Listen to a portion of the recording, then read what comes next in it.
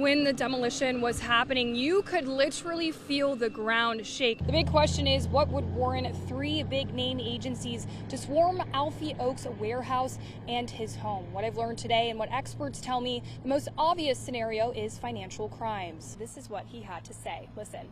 Your comment is go Trump? Go Trump. What are they doing here? So you don't have anything to say? Like you're not...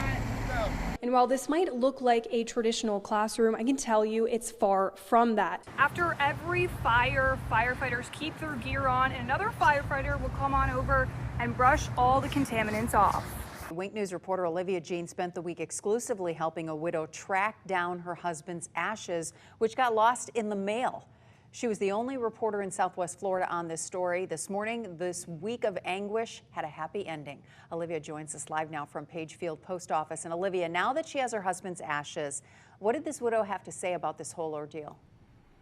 Well, it was hard enough when Stacy Claytor lost her husband on Christmas Eve, and then another hit came when USPS lost her husband's ashes in the mail. Congressman Byron Donalds told me he's requested a tour of this facility multiple times and has been denied. The biggest factor right now that we're feeling, as you probably can see, is the wind. For months, I've been digging into this problem. My story a few months back brought code compliance to 3 rental homes that ended up being cited. It's truly hard to believe that nobody was killed with a scene like this. 39 homes destroyed. What do you want your legacy to be? I just want to leave this place better than how I found it.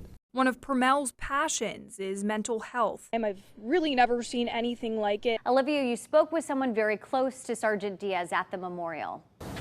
Charlotte County Sheriff's Office Captain John Heck shared many stories of the sergeant with me, including his unconditional love to his job and his family and even strangers. Things have absolutely been tense. I've seen some lawmakers on the verge of tears because if this immigration bill becomes a law, it will change Florida. Now, this is the live feed of the Senate and the House still debating after hours, debating whether or not the 2 objects in the sky were planes or drones. But just north and south of us in Collier County and Charlotte County, they do have red tide warnings. Take a look at this home right here. It was fully engulfed in flames around 9 p.m. last night. There are so many people claiming Cape Coral-based Beatty Development owes them money. We've been hearing about it from them for months. Wink News investigator Olivia Jean has been leading the coverage on this story since it broke. As of now, Beatty is nowhere to be found. Neither is the money. 2 former employees of Paul Beatty only spoke to me, and they said they saw the problems mounting behind the scenes. This was supposed to be their dream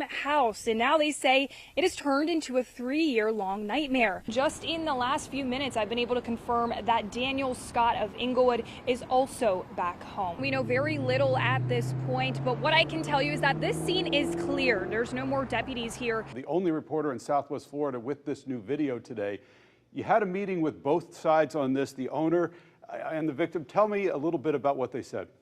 Yeah, that's right. And they both couldn't be more clear. This is a hate crime. Take a look at just a sliver of the damage. Look at this window. Thanks to a neighbor who sent me surveillance video, we can see the very moment someone took what looks like to be a bucket. I've been on scene for hours. It's a big scene that's still very much an active scene. They tell me they are relieved to know he will spend the next 24 years behind bars. This is really hard to look at, but everyone that I've spoken to today says they are gonna be okay. They've been gathering everything that they can of what's left of their homes. Beyond repair are the words that the police union used to describe their relationship with the chief. There's a time and a place for an attorney dismissal, and that time and place is not today in court. One testimony here was groundbreaking for the case. You're seeing those first interactions with his baby, his 5-week-old baby.